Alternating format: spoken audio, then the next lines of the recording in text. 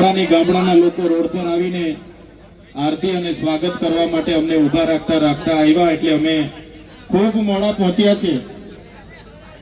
પણ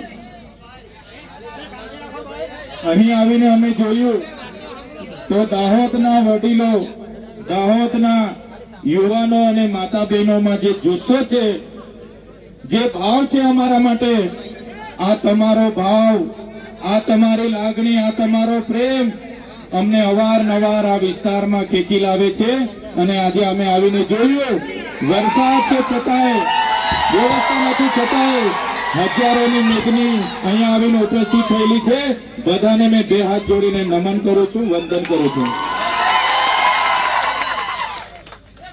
દાહોદની પ્રજા એટલે આખા રાજ્યમાં, આખા દેશમાં દાહોદનું નામ આવે એટલે જે ઇમારતો છે, એ ચાહે વિધાનસભાની ઇમારત હોય, એ ચાહે સચિવાલયની ઇમારત હોય, એ ચાહે હાઈકોર્ટની ઇમારત હોય, જે પણ ઇમારતો, જે પણ ભવનો, જે પણ આવાસો, જે પણ આજે વિકાસના નામે ગુજરાતમાં બન્યા છે, એના પાયામાં દાહોદના લોકોનો પરસેવો છે.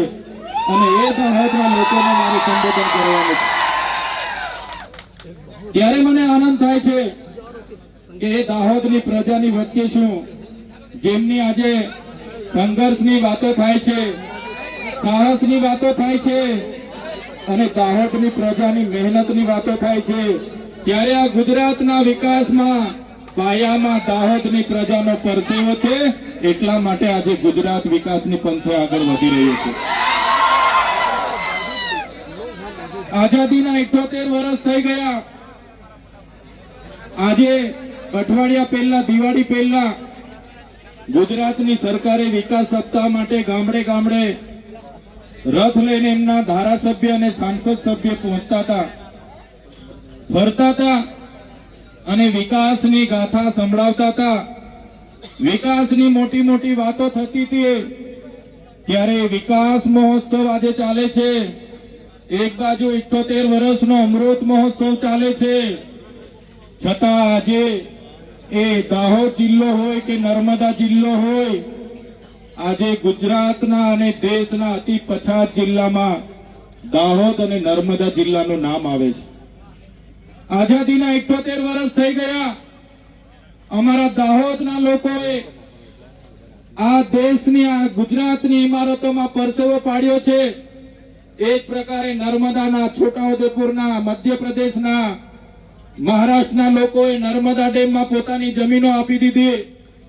આ વિસ્તારમાં નવા પ્રોજેક્ટો આવે એટલે જમીનો લઈ લેવામાં આવે. કોરિડોરના નામે, સ્ટેચ્યુના નામે, જીએમડીસીના નામે, જીઆઈડીસીના નામે, વિકાસના નામે જ્યારે પણ આ વિસ્તારમાં પ્રોજેક્ટો આવે છે, ત્યારે મારા આદિવાસી ખેડૂતોની જમીનો સહમતિ વગર લઈ લેવામાં આવે છે. ગ્રામ સભાની સહમતિ નથી પણ લેવામાં આવતી અને બારોબાર જમીનો લેવામાં આવે છે. ત્યારે આજે આખા દેશમાં 40 લાખથી પણ વધારે આદિવાસીઓ વિસ્થાપિત થયા છે. આજે એમના માટે દાહોદ આટલો મોટો જિલ્લો હોય, દેશના વિકાસમાં દાહોદે આટલું મોટું યોગદાન આપ્યું છે, છતાં હમણાં દિવાળી પતી જશે એટલે મારા દાહોદના ભાઈઓ અને બહેનો માથા પર પોટલા અને હાથમાં છોકરા લઈને મજૂરીએ જતા જોઈએ છે. અમે ગાંધીનગરમાં મળે છે, સુરતમાં મળે છે, ભરૂચમાં મળે છે, અમને અંકલેશ્વરમાં મળે છે, વડોદરામાં મળે છે. અમે પૂછીએ, બેન તમે કાના છો? તો કે ભાઈ અમે તો દાહોદથી છે.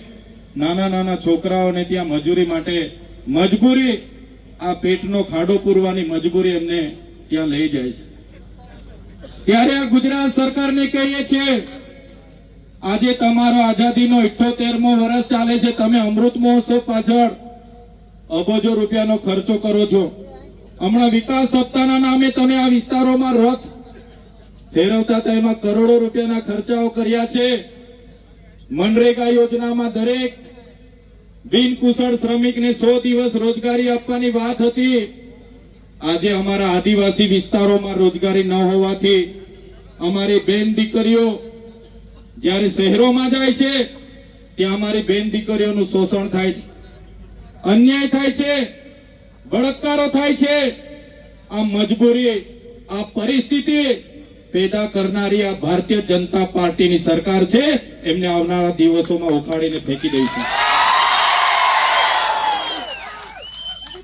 મનરેગામાં કૌભાંડો થયા.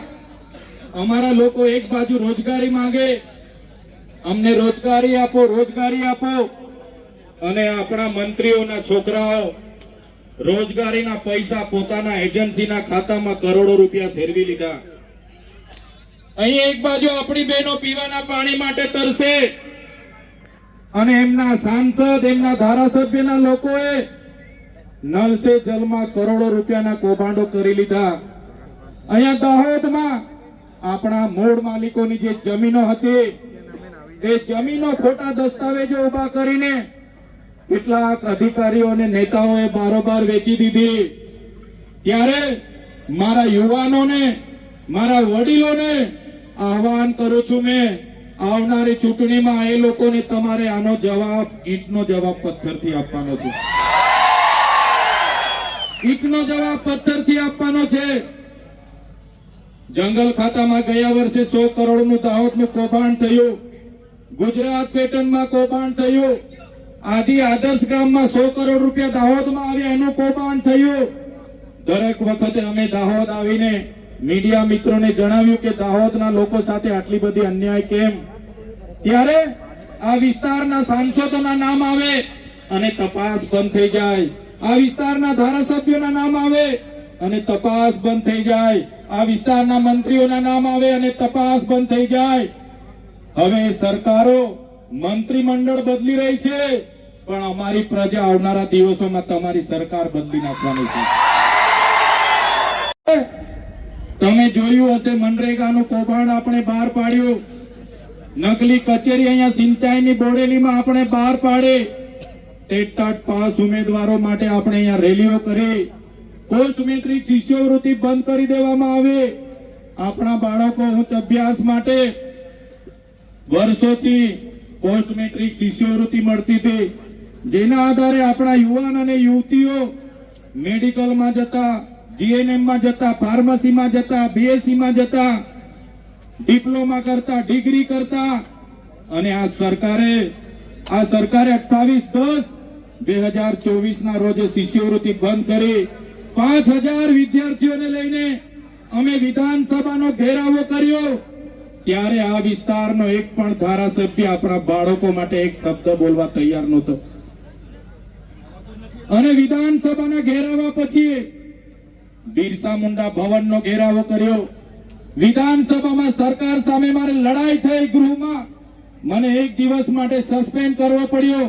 એમણે મને સસ્પેન્ડ કર્યો, પણ અમે વિદ્યાર્થીઓનો મોરચો લઈને જે પ્રકારે વિધાનસભામાં પહોંચ્યા, આ સરકારને નમતું જોખવું પડ્યું અને શિષ્યવૃત્તિ ફરી ચાલુ કરવી પડી.